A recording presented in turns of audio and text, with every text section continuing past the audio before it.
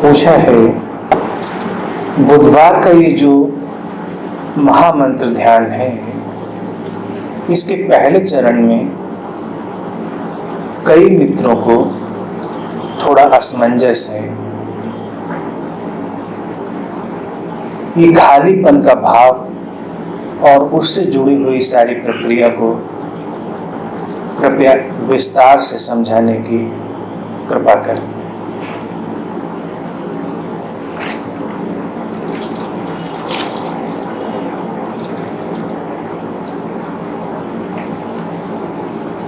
बुधवार का ये ध्यान जो हमने चुना है, महामंत्र ध्यान, ये एक बहुत ही प्राचीन ध्यान है।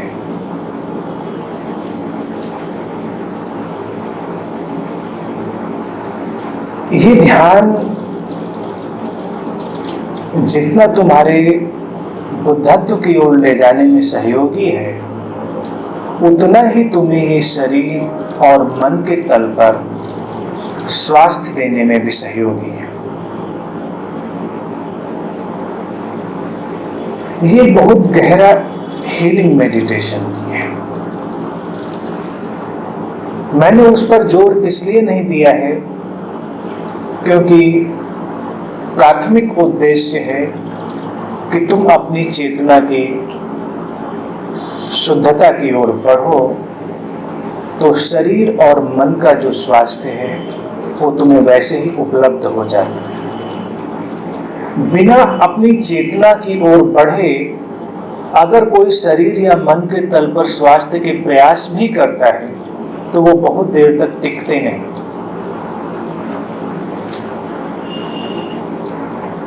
अब इस महामंत्र ध्यान में जो पहला चरण हमने लिया है, अपने शरीर को भीतर से खाली होने के अनुभव का, ये बहुत ही महत्वपूर्ण प्रक्रिया है। और तुम्हें एक बात ध्यान रखनी पड़ेगी कि ध्यान में हम जिस कल्पना का उपयोग करते हैं वो कल्पना तुम्हारे लिए एक वास्तविकता निर्मित करती है, एक एक्चुअल स्टेट क्रिएट करती है। ध्यान के दरमियान कल्पना का उपयोग सम्मोहन में की गई कल्पना जैसा नहीं है।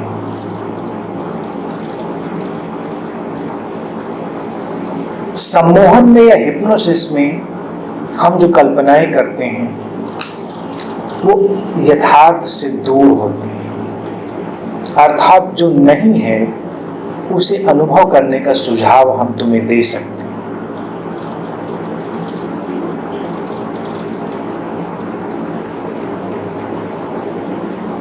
तुम पानी पी रहे हो,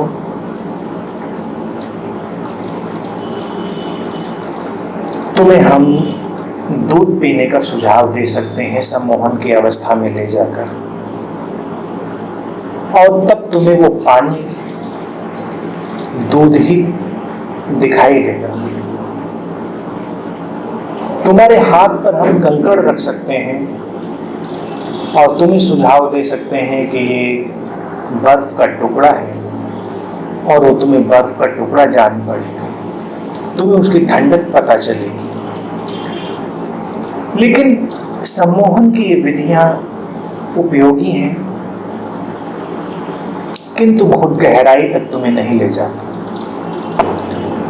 ध्यान में जिस कल्पना का हम उपयोग करते हैं उसमें हम किसी नई स्थिति को निर्मित नहीं करते, वो स्थिति पहले ही तुम्हारे भीतर है, हम केवल उसे उभार रहे होते हैं। अब जैसे पहले चरण में खालीपन का भाव करने की बात हमने कही, तो इसके बहुत ही आध्यात्मिक, मनोवैज्ञानिक और भौतिक उपयोग है। आध्यात्मिक दृष्टि ये है कि वस्तुतः तुम्हारे भीतर खालीपन ही है। आज का विज्ञान भी इस बात से सहमत है। जो तुम्हें ठोस दिखाई देता है उसके भीतर भी बहुत गैप है। विशेष अवस्था में परमाणुओं का संयोजन उनका जो अरेंजमेंट है वो तुम्हें किसी भी पदार्थ के ठोस होने का एहसास देता है। लेकिन कोई भी पदार्थ कितना भी ठोस क्यों ना हो, उसके बीच में स्पेस है। उसे मैग्नीफाई करके अगर देखा जाए, बड़ा करके देखा जाए, तो तुम्हें उस खालीपन का साफ साफ पता चलेगा। और फिर रहा हमारा शरीर, तो हमारा शरीर तो एक विराट खालीपन को अपने भीतर लिए हुए। जब तुम खालीपन का बोध करते हो, उसकी कल्पना करते हो, तब तुम उस आंतरिक खालीपन में प्रवेश कर जाते हो। तुम प्रारंभ तो करते हो कि हड्डियां नहीं है, रक्त नहीं है, मांस नहीं है, सब समाप्त हो रहा है। लेकिन हड्डियां, रक्त और मांस के होने के साथ भी शरीर के भीतर एक आंतरिक आकाश है, एक इनर स्पेस है। तो पहले तो तुम कल्पना का उपयोग करते हो और फिर तुम उस इनर स्पेस में चले जाते हो, उस आंतरिक आकाश में जहां सब खाली है। इसीलिए जब शरीर को हमने परिकल्पित किया तो हम कहते हैं वो 5 तत्वों से मिलकर बना है, और उन 5 तत्वों में आकाश भी एक तत्व है, स्पेस, और वो तत्व सबसे बड़ा है। बाकी सारे तत्व तो बहुत ही कम मात्रा में है। जो सर्वाधिक व्यापक तत्व है हमारे इस शरीर के निर्माण में, वो आकाश ही है, वो स्पेस है, एम्प्टीनेस, खालीपन। तो ये तो इसका आध्यात्मिक और वैज्ञानिक ढंग है। जब मैं आध्यात्मिक कहता हूं तो हमेशा ये ध्यान रखें कि वो विशुद्ध विज्ञान की भाषा है। अध्यात्म कोई दार्शनिक भाषा नहीं है। अगर वो कहता है खालीपन, तो वो जानता है कि भीतर खालीपन है। वो एक शुद्धतम विज्ञान है। विज्ञान अब लौट लौट कर उन सत्यों की ओर पहुंच रहा है जिन्हें संबुद्ध सद्गुरु हमेशा से जानते रहे। तो पहले तो तुम्हारे लिए सहयोग उपलब्ध होगा आंतरिक आकाश का, लेकिन अब जो इसका मानसिक उपयोग है वो और भी महत्वपूर्ण है।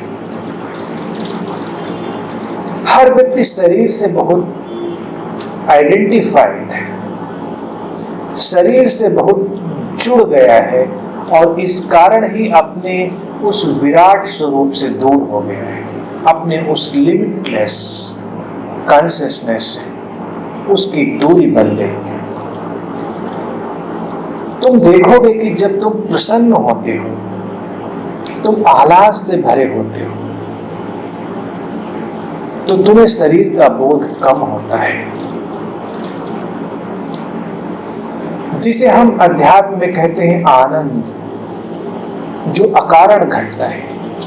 तो जब कोई व्यक्ति इस अकारण आनंद का अनुभव करता है, वो चाहे जितनी ही कम देर के लिए क्यों ना हो, व्यक्ति शरीरहीनता के आयाम में प्रवेश कर जाता है।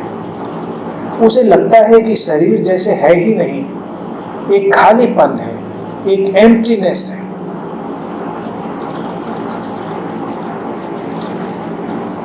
और जब तुम दुखी होते हो, अवसादग्रस्त होते हो, तो तुम्हें शरीर का बहुत बोध होता है। और शरीर का बोध ही नहीं होता, तुम्हें यह भी पता चलता है कि शरीर बहुत भरा हुआ है, शरीर में बहुत वजन है, जैसे दुनिया भर की चीजें तुम्हारे शरीर में भर दी गई, और ये महज तुम्हारा ख्याल नहीं है, ये वास्तविकता है। दुख में तुम बहुत सारी ऐसी तरंगों को अपने भीतर इकट्ठा कर लेते हो जो तुम्हारे भीतर एक दबाव निर्मित करती है। व्यक्ति की बीमारी का, उसके अस्वास्थ्य का यही कारण है कि उसने अपने भीतर सब कुछ कूड़े करकट की तरह इकट्ठा कर लिया। कई बार तुम्हारे बुरे विचार भी तुम्हारे अंदर दबाव निर्मित करते हैं, और अच्छे विचार भी। अच्छे विचार तब दबाव निर्मित करते हैं जब उनके प्रति तुम बोधपूर्ण नहीं होते हो, वो तुम्हारे जीवन का हिस्सा नहीं होते, वो तुम्हारी चेतना से नहीं आए होते, तुमने बस ये मानकर कि वो अच्छे हैं उन्हें अपने भीतर इकट्ठा कर लिया है, तो अच्छे विचारों से भी तुम बहुत भरा हुआ अनुभव करते हो। उनका भी दबाव होता है, इसीलिए अच्छे विचारों को रखते हुए भी लोग अच्छे नहीं हो पाते। दबाव तुम्हें कभी भी अच्छा नहीं होने देता। कोई भी व्यक्ति कभी अच्छा हुआ है तो हमेशा हल्केपन में,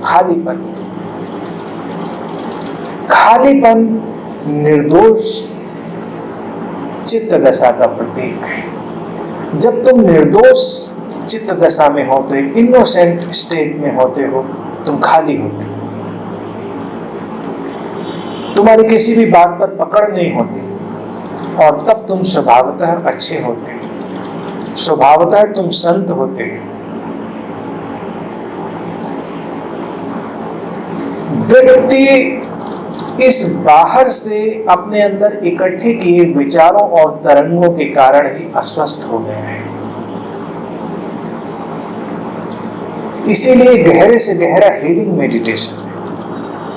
अगर तुम अपने शरीर को खाली कर सको तो शरीर के खालीपन के भाव के साथ ही बहुत सारे आउटसाइडर इमोशन, थॉट, वाइब्रेशन, वो सब भी खाली हो जाते हैं, तुम उनसे मुक्त हो जाते हैं।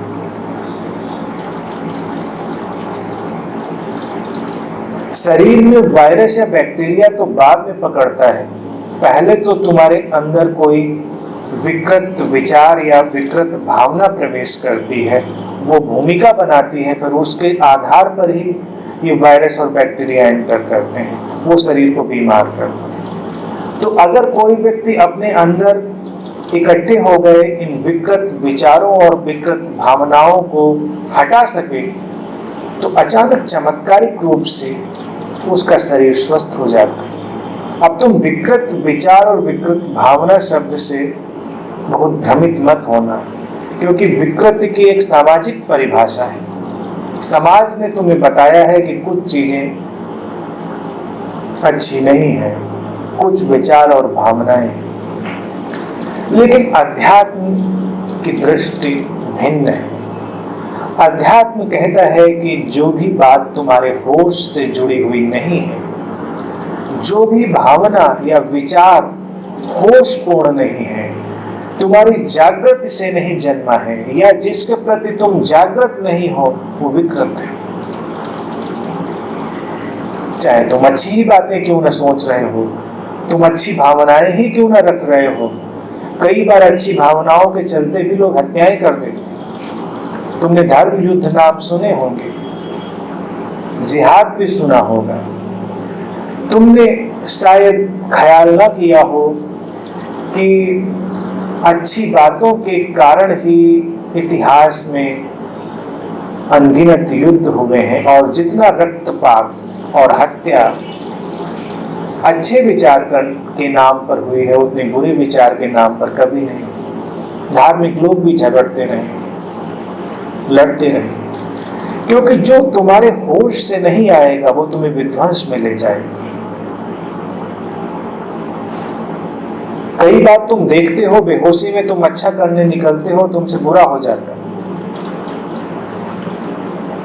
और इससे विपरीत भी तुमने देखा होगा कि तुम बहुत चैतन्य भाव दशा में थे, जागृत, होशपूर्ण, प्रसन्न, करुणापूर्ण, और तब तुमसे कुछ गलत भी हो गया तो उस गलत ने भी अच्छा परिणाम तुम्हें ला कर दिया।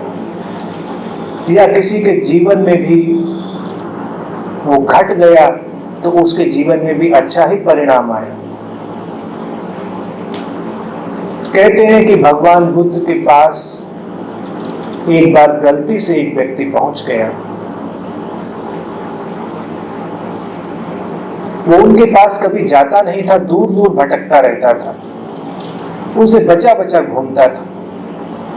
और जब तुम किसी बुद्ध से बचे बचे घूमो तो इतना तय है कि तुम उसके प्रेम में पड़ने वाले हो, तुम उसके प्रति आकर्षित हो, अन्यथा तुम बचे हुए क्यों घूमते।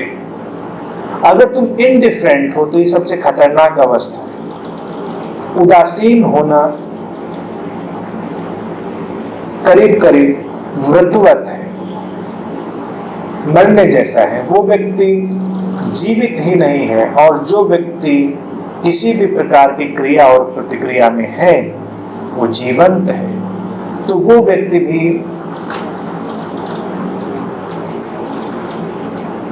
भगवान बुद्ध के पास जाने की चेष्टा नहीं करता था। उसको पता चल जाता था कि वो आ रहे हैं तो वो दूर भाग जाता था। एक दिन गलती से वो उनके पास पहुंच गए। उसने उन्हें देखा,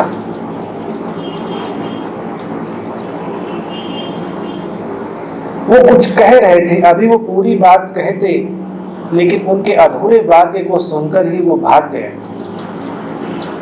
लेकिन तुम सोचो, जिसके भीतर इतनी तीव्रता रही होगी कि जो आधा वाक्य सुनकर भी भाग गया हो, तो वो पूरी तरह से चौकन्ना होगा, होशपूर्ण होगा। और घटना ये है कि उस आधे वाक्य ने ही उसका जीवन बदल दिया।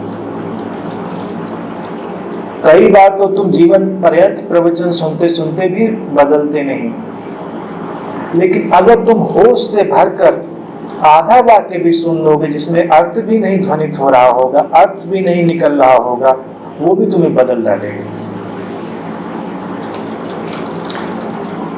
तो विकृत भावनाएं और विचार वही हैं जो होशपूर्ण नहीं है, और स्वस्थ विचार और भावना वही हैं जो होश से भरी हुई है। वो आधी अधूरी हो सकती हैं, वो स्पष्ट भी नहीं हो सकती हैं, लेकिन वो रूपांतरणकारी होती हैं, वो तुम्हें बदलती हैं। आज तुम देखो, पिछले 50 साल में व्यक्ति के पास सूचना का और ज्ञान का विस्फोट हुआ है,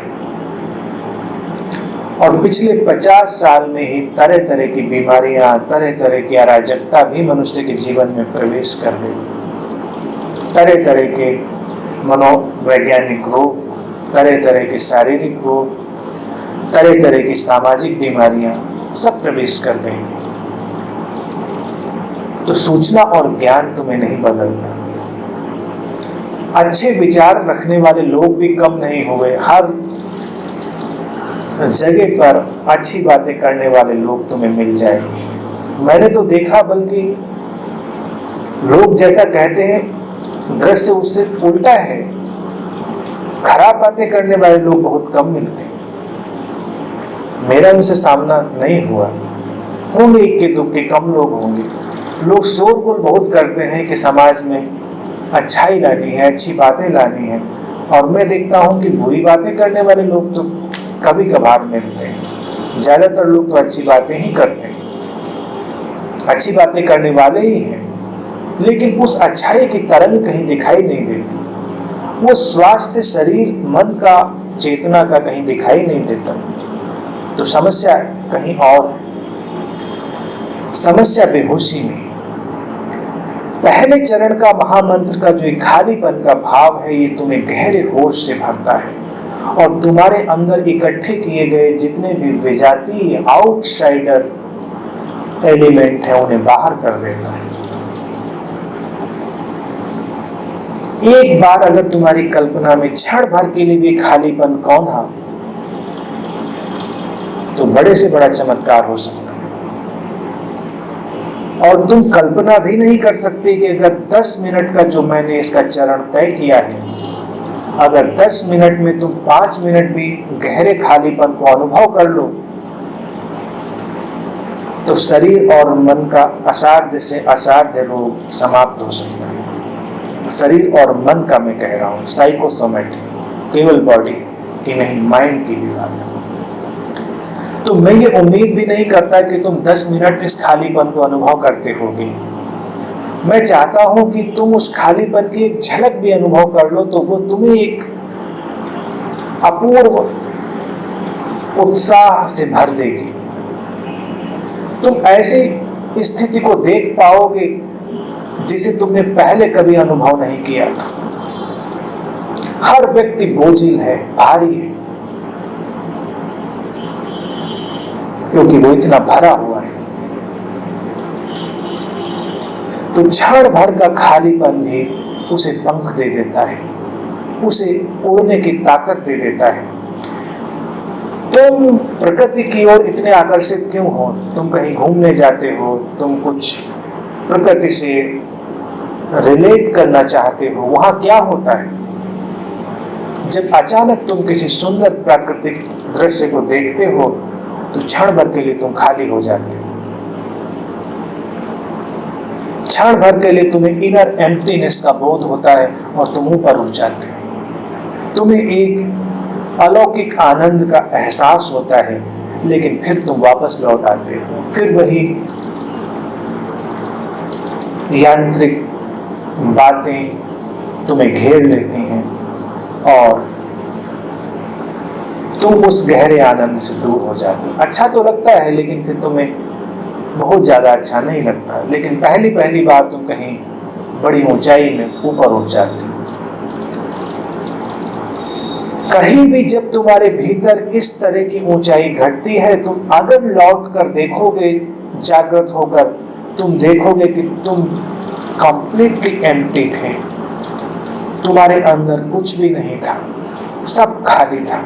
ना कोई विचार, ना कोई भाव, ना अपनी आइडेंटिटी का बोझ। बहुत सारे लोग तो अपनी आइडेंटिटी के बोझ के नीचे ही बीमार पड़ जाते, उठाए नहीं उठती उनसे उनकी आइडेंटिटी, पहचान, इतने बोझिल हो जाते।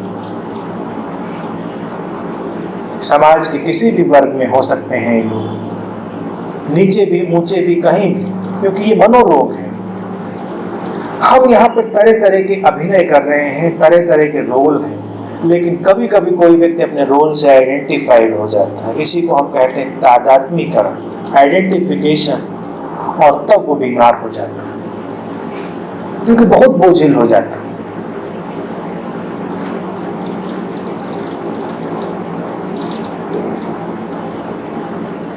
ये बोझिलता ही, ये भारीपन ही तुम्हारे सारे अस्वास्थ्य की जड़ है। प्रकृति ने तुम्हें इसी खालीपन के बोध के लिए नींद का उपहार दिया है। इसीलिए जब तुम अस्वस्थ होते हो तो तुम्हारे चिकित्सक कहते हैं कि तुम्हें ठीक से अगर नींद आ जाए तो तुम स्वस्थ हो जाओगे। और नींद क्या करती है? नींद थोड़ी देर के लिए तुम्हें पहुंच देती है।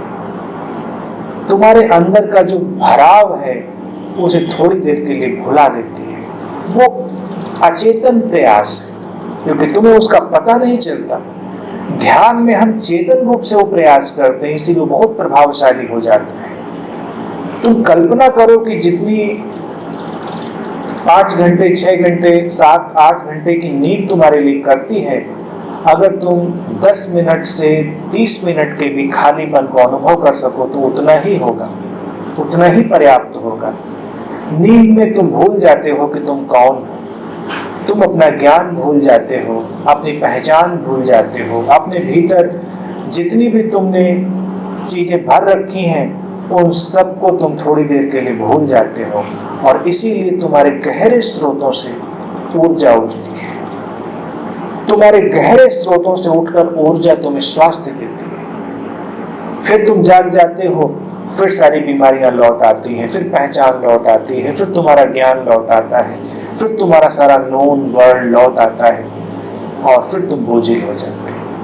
एक साधक वही है जो इस सारे परिदृश्य से तटस्थ हो जाता है, डिटैच हो जाता है। जीवन में अभिनय करता है लेकिन उससे दूर बना रहता है। तो खालीपन का ये जो बोध है ये बहुत ही महत्वपूर्ण है, बहुत ही चमत्कारिक है और बहुत सरल है। तुम इन सारी बातों को ध्यान में रखते हुए उस कल्पना में जाओगे। कल्पना में जाते जाते तुम्हें धीरे धीरे हल्केपन का एहसास होगा। तुम्हारी बोन्स, तुम्हारा फ्लैश, तुम्हारा ब्लड, ये सब पहले तो तुम्हें जाता हुआ दिखाई देगा। तुम खाली बर्तन की तरह अपने को अनुभव करोगे, लेकिन फिर जब चेतना और गहरी होगी तुम देखोगे कि वो हड्डियां अपनी जगह पर हैं, रक्त अपनी जगह पर है, मांस अपनी जगह पर है, लेकिन इन सब के बीच एक विराट आकाश भी है, एक गहरा अंतर आकाश भी है, सब खाली है। और तब गहरी मुक्ति का एहसास होगा। प्रसिद्ध भौतिक विज्ञानी स्टीफन हॉकिंग इसमें और गहरी बात कहते हैं। वो कहते हैं कि जो समय है इसके भीतर भी खालीपन के पैचेज होते हैं, यानी एक क्षण से दूसरे क्षण में जब छलांग लग रही है तो ये समय कंटिन्यूटी में नहीं है, इस समय के भीतर भी खालीपन की पॉकेट्स हैं, एम्प्टीनेस की पॉकेट्स हैं। तो आज बड़े से बड़े भौतिक विज्ञानी भी अध्यात्म के इन रहस्यों को कहीं महसूस कर पाने की ओर बढ़ रहे हैं। इसी सारी पृष्ठभूमि पर ये खालीपन का चरण है। और दूसरा चरण महामंत्र ध्यान का, जिसमें तुम हमिंग का प्रयोग करते हो। हमिंग एक आदि ध्वनि है। मैंने सीधे सीधे ओम का उपयोग नहीं किया। ओम से भी एंशिएंट प्रीमोरिडियल जो साउंड है वो हमिंग है।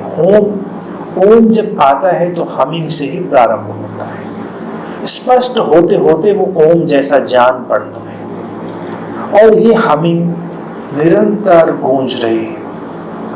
सृजन के आधार में, क्रिएशन की जो आधारशिला है, जो फाउंडेशन है, वो इसी नाद पर आधारित है। तो एक बार जब तुमने खालीपन का अनुभव किया और फिर एक्टिवली क्रियात्मक रूप से अपने भीतर से हमिंग की ध्वनि को पैदा किया, तो ये जाकर तुम्हारी उसी आदि ध्वनि से जुड़ जाती है जो अस्तित्व में और तुम्हारे भीतर हमेशा से गूंज रही, जिसे तुम अनाहत नाद की तरह जानते हो। ये अनाहत नाद प्रारंभ में हमिंग जैसा ही जान पड़ता है। ओम जिसे कहते हैं, ओंकार का नाद जिसे कहते हैं, वो उसका बहुत ही सूक्ष्म विश्लेषण है, बहुत ही सूक्ष्मता से पकड़ा गया विश्लेषण है। भारत ने उसे पकड़ा क्योंकि भारत में जो संबुद्ध सद्गुरु थे वो आध्यात्मिक विज्ञान की गहनतम गहराइयों तक गए। इतनी सूक्ष्मता से उसको देखा जितना संभव नहीं था, लेकिन इतनी सूक्ष्मता से तुम नाभियों से देख पाओ तो एक हमिंग की ध्वनि की तरह से उसे हमेशा जाना गया। सभ्यता के किसी भी कालखंड में कोई भी व्यक्ति जब अपने भीतर गहरे गया तो उसने इस हमिंग की ध्वनि को उठता हुआ अपने भीतर अनुभव किया। यही ओंकार का नाद था, वो उसका प्रारंभिक आदिम स्वर है और वो सारे सृजन का आधार है। जैसे आज वैज्ञानिक भी इस बात से सहमत है कि अगर ओम का लयबद्ध उपयोग कोई करे तो उसके शरीर और मन में हार्मनी पैदा हो जाती है, स्वास्थ्य घट जाता है। हम ओम का भी उपयोग करते रहे हैं इनर हार्मनी मेडिटेशन में, इसीलिए उसका नाम भी हमने इनर हार्मनी मेडिटेशन दिया था। महामंत्र ध्यान में हम सिंपली एक प्रिमिटिव साउंड ले लेते हैं, एक आदि ध्वनि ले लेते हैं और तुम अगर उसे पकड़ पाते हो तो तुम्हारे भीतर एक लयबद्धता पैदा हो जाती है। ये लयबद्धता, ये रिद्म ही गहरे से गहरा स्वास्थ्य है। और जब एक बार स्वास्थ्य की एक झलक भी तुम्हारे भीतर आए तो जो तीसरा चरण है दिव्य ऊर्जा के अनुभव का और उसके प्रति नमन का, समर्पण का, वो भी आवश्यक है। क्योंकि हम लेना तो जानते हैं, लेकिन कभी अनुग्रह और अहोभाव का, नमन का उपयोग नहीं करते जीवन में। अस्तित्व तुम्हें ये दिव्य ऊर्जा ऐसे ही दे रहा है जैसे बारिश हो रही है, लेकिन जब तुमने उसे पा लिया है, उसे उपलब्ध कर लिया है, उसमें नहा लिया है, उसका अनुभव कर लिया है, तो उसके प्रति अनुग्रह, उसके प्रति नमन भी आवश्यक है। और जिस भी घटना के प्रति तुम श्रद्धापूर्ण हो जाते हो, श्रद्धापूर्ण का तात्पर्य है कि तुम एक ग्रेटिट्यूड से भर जाते हो, नमन के भाव से, अहोभाव से भर जाते हो, वो कई गुना और बढ़ जाती है। अक्सर लोग रोना रोते हैं कि मेरे जीवन में प्रेम नहीं है। मैं हमेशा कहता हूं कि व्यक्ति प्रेम की कमी से आक्रांत है, आतंकित है, अस्वस्थ है, टूटा हुआ है। लेकिन तुम ख्याल करो कि अगर तुम्हारे जीवन में प्रेम की एक किरण भी आती है, तो क्या तुम उसके लिए अनुग्रहित अनुभव करते हो? क्या तुम उसके लिए ग्रेटिट्यूड अनुभव करते हो? हम तो ऐसे जीते हैं जैसे ये होना ही है। तो इसीलिए तीसरा चरण जो तुम्हें व्यापक धरातल देता है, तुम्हें मनुष्य से आगे देवत्व की ओर बढ़ाता है, परमात्मा होने की ओर बढ़ाता है। पहले तो तुम दिव्य ऊर्जा के अनुभव में, नमन में जा रहे हो, और फिर तुम सीधे जीवित होने के कारण ही अनुग्रहित हो जाते हो, क्योंकि जीवित होना ही उस दिव्य ऊर्जा का मैनिफेस्टेशन है। वो दिव्य ऊर्जा बरस रही है, तुमसे रिफ्लेक्ट हो रही है, प्रतिबिंबित हो रही, इसीलिए तुम जीवित हो। तो एक क्षण भी तुम्हारे पास है, उसके लिए गहरे से गहरा अनुग्रह, डीपेस्ट ग्रेटिट्यूड, और तब तुम्हारा जीवन रूपांतरित हो जाता है। तुम जन्म लेते हो, इतने दिन जीते हो, स्वस्थ रहते हो, कभी अपने शरीर के प्रति, अस्तित्व के प्रति, दिव्य ऊर्जाओं के प्रति अनुग्रह अनुभव करते हो। जब तुम बीमार पड़ जाते हो तो बहुत चीख पुकार मचाते हो, बहुत प्रार्थनाएं करते हो। जब जीवन में सब ठीक चल रहा होता है, तब तुम अनुग्रहित नहीं होते। जब कुछ गड़बड़ हो जाती है, तब तुम धार्मिक हो जाते हो।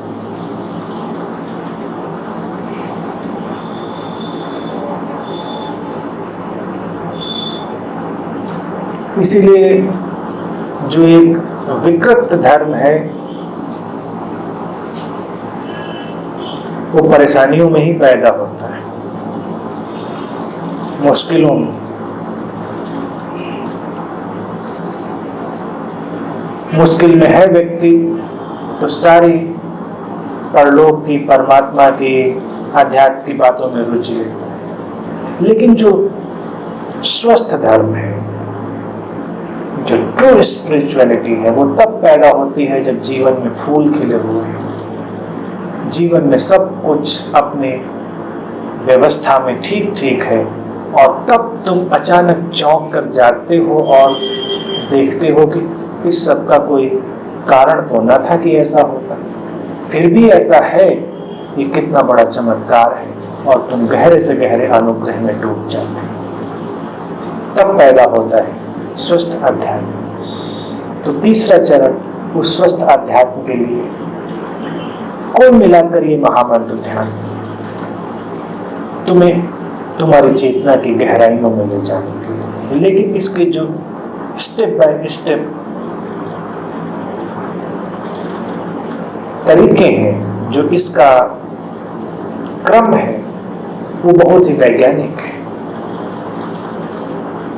इस ध्यान का उपयोग मैं पहली बार नहीं कर रहा हूं, ये मैं तुम्हें बता देना चाहता हूं। कई ध्यान मैंने पहली बार उपयोग किए हैं, लेकिन ये ध्यान भगवान बुद्ध ने भी बहुतायत में उपयोग किया था। ये उन्हीं का ध्यान है, नाम भी उन्हीं का दिया हुआ है, महामंत्र ध्यान। और एक बौद्ध धारा है दर्शन की, जो पूरी की पूरी एम्प्टीनेस पर ही बेस्ड है। तो मैं समझता हूँ सारी बात इस ध्यान को लेकर स्पष्ट है। और कोई बात रहेगी तो पूछेंगे, तो उसकी हम चर्चा करेंगे।